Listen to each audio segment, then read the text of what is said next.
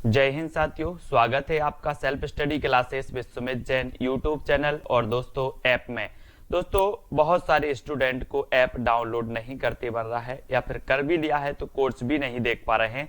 तो मैं आज उनको बता दूं कि ये जो सेल्फ स्टडी क्लासेस इस प्रकार से जब आप प्ले स्टोर से करते हैं तो ये आपका वेल जो है आइकन उसमें लगा हुआ है ना। तो इस प्रकार से सेल्फ स्टडी क्लासेस आपको सर्च करना है और ऐसे आइकन में आपको ऐप मिलने वाला है। ठीक है, तो दोस्तों हम देखें कि प्ले स्टोर में आपको इस प्रकार से दिखेगा ये सेल्फ स्टडी क्लासेस। ठीक है, ये प्ले स्टोर में आपको सेल्फ स्टडी क्लासेस का ऐप दिखने वाला है। ठीक है, ये इमेज उसमें डली है, ये आइकन, ये लोगो उसमें डला है। ठीक है, अब दोस्तों इसको इंस्टॉल करना है, यहां से आप इंस्टॉल करेंगे। ठीक है, अब इंस्टॉल करेंगे तो वहां पर आपको नंबर मांगेगा, जीमेल नंबर मांगेगा, तो आपको ओटीपी आएगा, तो आप रजिस्टर करके आगे बढ़ेंगे।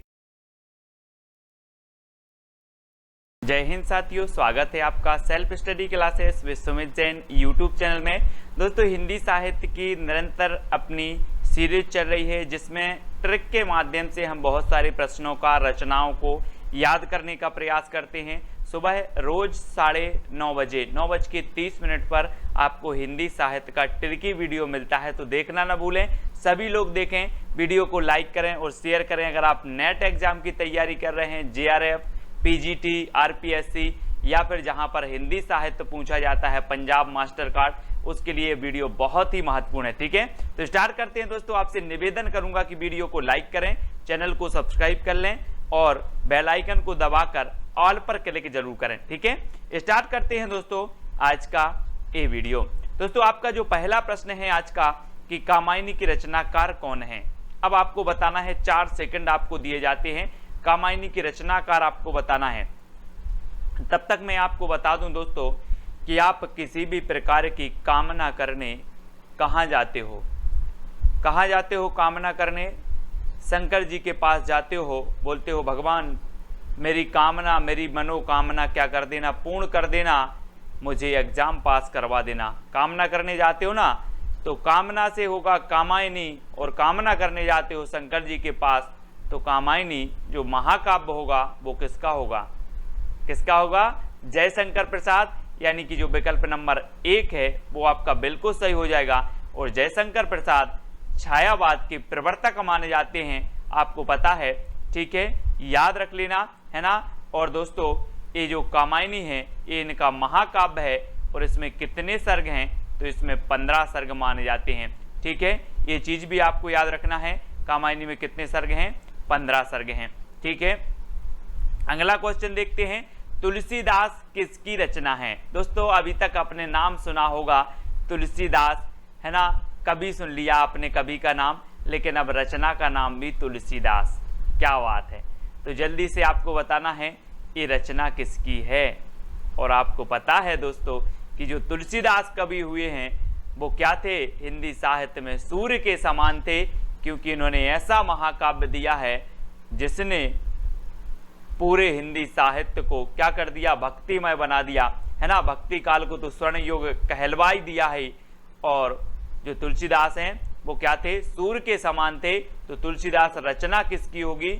सूर्यकांत त्रिपाठी निराला की। ठीक है, निराला की होगी, यानी विकल्प नंबर जो बी है वो आपका बिल्कुल सही हो जाएगा, बी नंबर। अगला बताना है दोस्तों, नीला चांद किसकी रचना है? नीला चांद किसकी रचना है?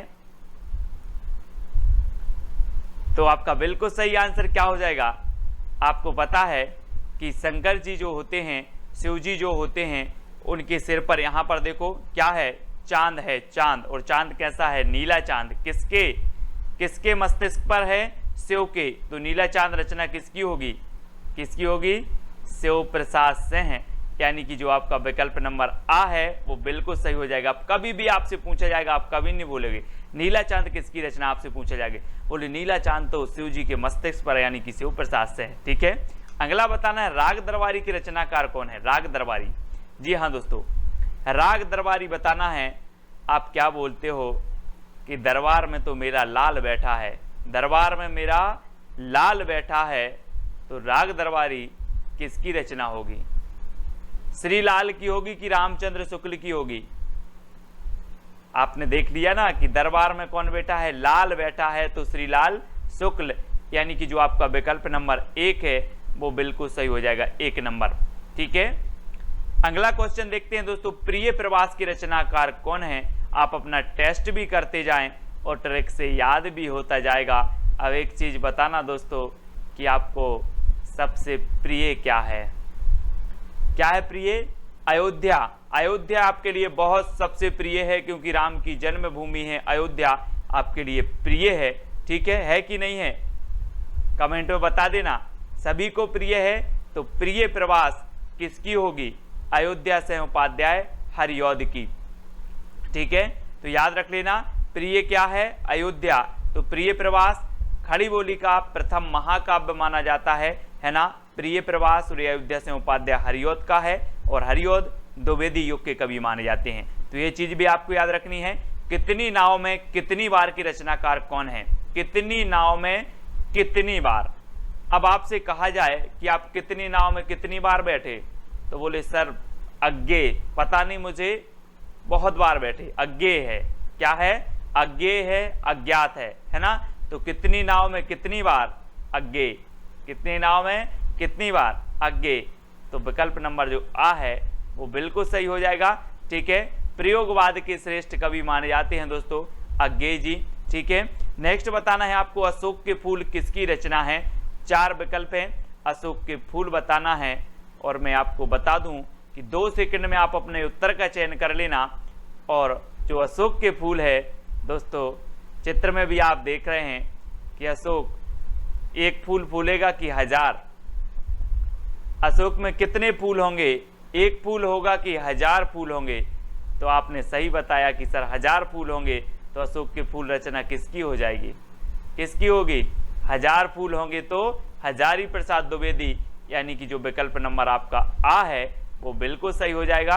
ठीक है, अब अगला बताना है दोस्तों, जूही की कली रचनाकार कौन है? जूही की कली के रचनाकार, ये दोस्तों प्रथम छंद मुक्त रचना मानी जाती है। ठीक है, और जब जूही की कली है, जूही की कली है, तो ये कली कैसी होगी? निराली ही होगी, है ना। निराली ही कली होगी, छंद मुक्त रचना है, और ये जूही की कली निराला जी की रचना, क्योंकि ये कली कैसी है? निराली, तो निराला जी की रचना है।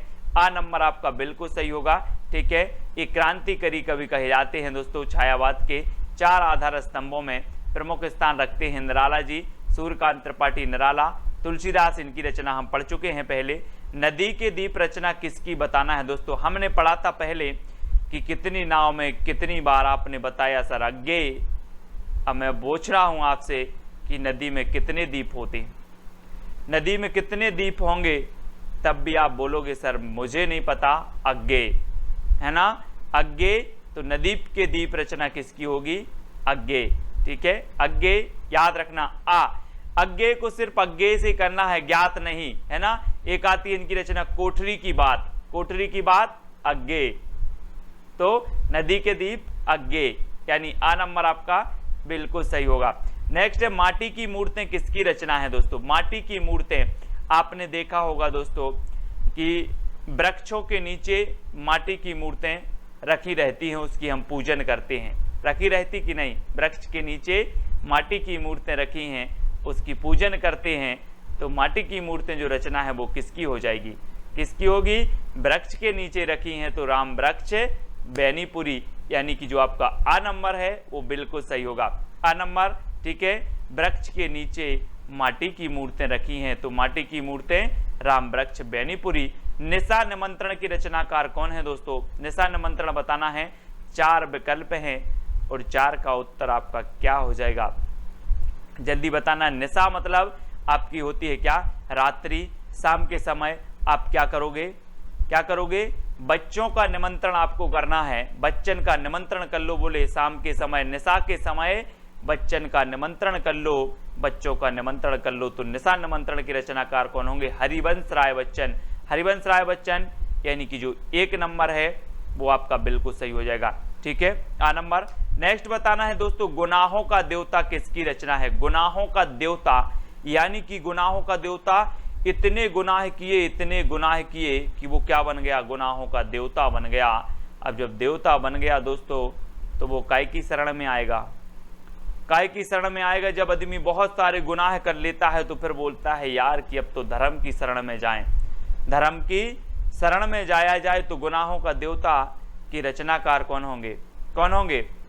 धर्मवीर भारती, यानी कि जो 1 नंबर है वो आपका बिल्कुल सही हो जाएगा, आ नंबर। ठीक है, अगला क्वेश्चन देखते हैं दोस्तों। सखाराम बाइंडर, सखाराम बाइंडर की रचयिता कौन है? सखाराम बाइंडर।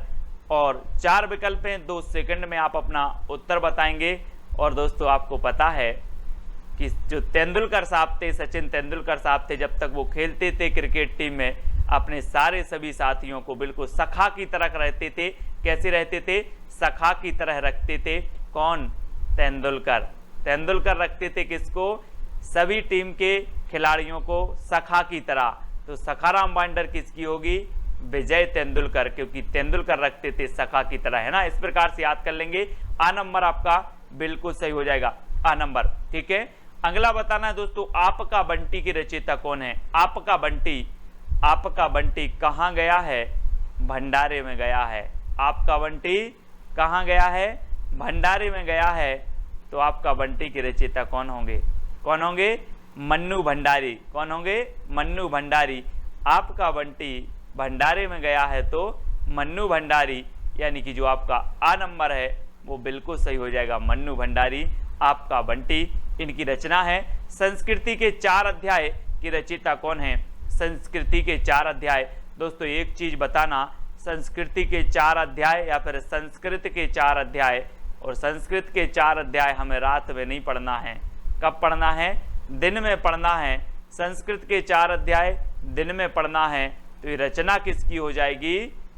दिन से दिनकर, है ना, रामधारी से दिनकर, क्योंकि संस्कृति के 4 अध्याय हमें दिन में पढ़ना है तो दिनकर साहब। ठीक है दोस्तों, अगला बताना है राग गोविंद की रचनाकार कौन है?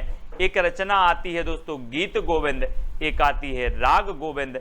तो याद रख लेना, गीत गोविंद के किसने गाए हैं? जयदेव ने। और सबसे ज्यादा राग किसी को था गोविंद से, कृष्ण थे, तो वो किसको था? मीराबाई को। किसको था? राग था किसको? मीराबाई को। ये यहाँ कंफ्यूज होते हैं सभी लोग, है ना। राग था मीराबाई को, है ना, और गीत गाए हैं किसने? जयदेव ने। तो जयदेव की कौन सी थी? गीत गोविंद। गीत गोविंद जयदेव की थी, और राग गोविंद जो रचना है वो मीराबाई की है। ठीक है, तो याद रख लेना, क्योंकि मीराबाई को राग था कृष्ण से सबसे ज्यादा, तो राग याद रख लेना, राग से मीराबाई। ठीक है, अगला बताना है दोस्तों, सेवा सदन की रचयिता कौन है? सेवा सदन। अब एक चीज बताना दोस्तों, आप जिससे ज्यादा प्रेम करते हो उसी की सेवा करोगे, है ना, कि नहीं करोगे? आप जिससे प्रेम करते हो सेवा भी उसी से करोगे, सेवा भी उसी की करोगे। चाहे आपके मम्मी से प्रेम करते हो, पापा से करते हो, समाज में जिससे भी आप करते हो उसकी आप सेवा जरूर करोगे। क्या करोगे? सेवा करोगे। ये सेवा सदन उपन्यास है। सेवा सदन, कर्म भूमि, गबन गोदान, है ना, निर्मला, ये सारी की सारी रचनाएं, है ना, किसकी हैं? प्रेमचंद जी के उपन्यास हैं। इनको याद रखेंगे। प्रेमचंद जी, आ नंबर बिल्कुल सही हो जाएगा। अब आपको बताना है सबा सिर गेहूं कहानी किसकी है? सबा सिर गेहूं दोस्तों, अगर आप किसी से प्रेम से मांगोगे, प्रेम से मांगोगे कि सबा सिर गेहूं दे दो, तो आपको सवा सिर गेहूं मिल जाएंगे।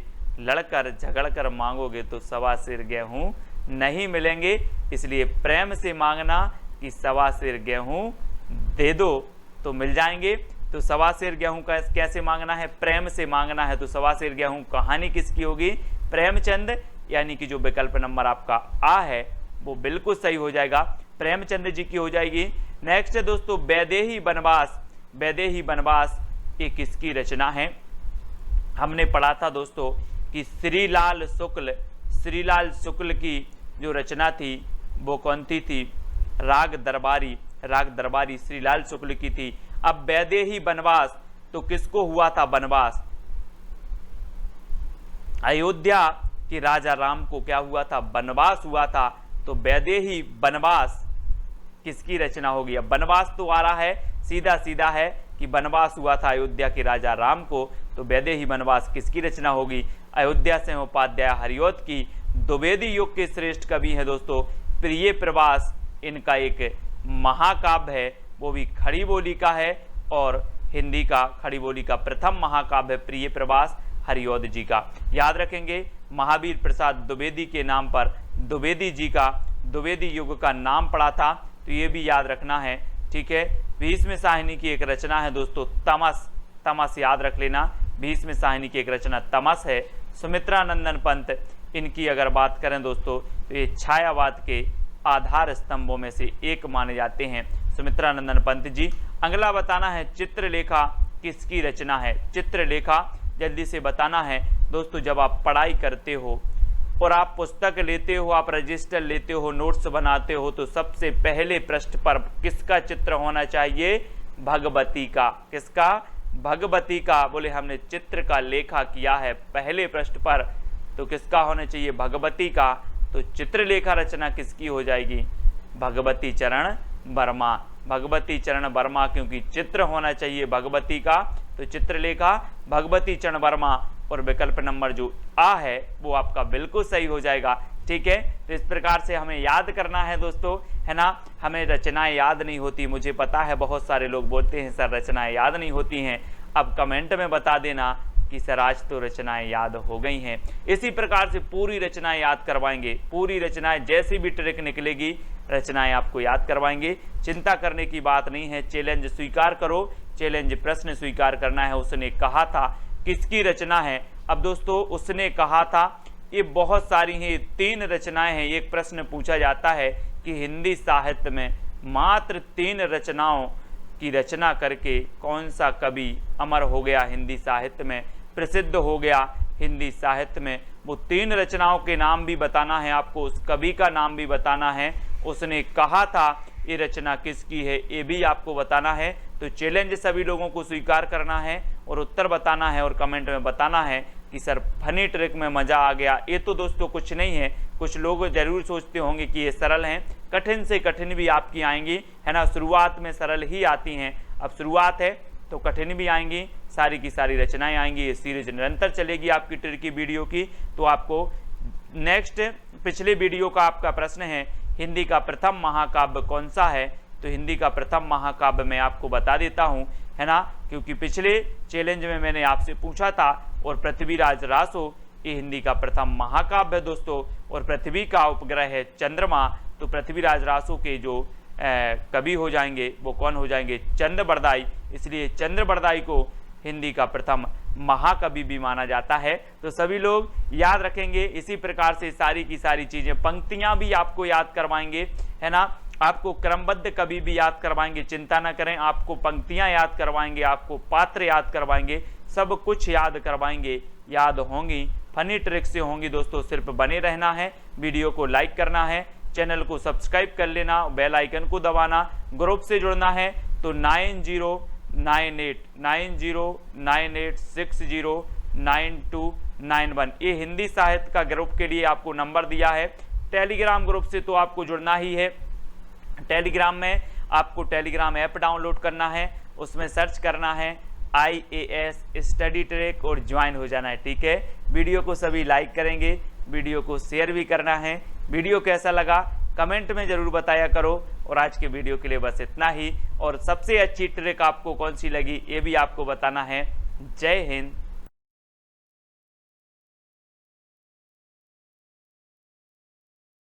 जय हिंद साथियों, स्वागत है आपका self study classes with Sumit Jain YouTube channel और दोस्तों ऐप में। दोस्तों बहुत सारे स्टूडेंट को ऐप डाउनलोड नहीं करते बन रहा है, या फिर कर भी लिया है तो कोर्स भी नहीं देख पा रहे हैं। तो मैं आज उनको बता दूं कि ये जो सेल्फ स्टडी क्लासेस इस प्रकार से जब आप प्ले स्टोर से करते हैं तो ये आपका वेल जो है आइकन उसमें लगा हुआ है ना। तो इस प्रकार से सेल्फ स्टडी क्लासेस आपको सर्च करना है और ऐसे आइकन में आपको ऐप मिलने वाला है। ठीक है, तो दोस्तों हम देखें कि प्ले स्टोर में आपको इस प्रकार से दिखेगा ये सेल्फ स्टडी क्लासेस। ठीक है, ये प्ले स्टोर में आपको सेल्फ स्टडी क्लासेस का ऐप दिखने वाला है। ठीक है, ये इमेज उसमें डली है, ये आइकन, ये लोगो उसमें डला है। ठीक है, अब दोस्तों इसको इंस्टॉल करना है, यहां से आप इंस्टॉल करेंगे। ठीक है, अब इंस्टॉल करेंगे तो वहां पर आपको नंबर मांगेगा, जीमेल नंबर मांगेगा, तो आपको OTP आएगा, तो आप रजिस्टर करके आगे बढ़ेंगे।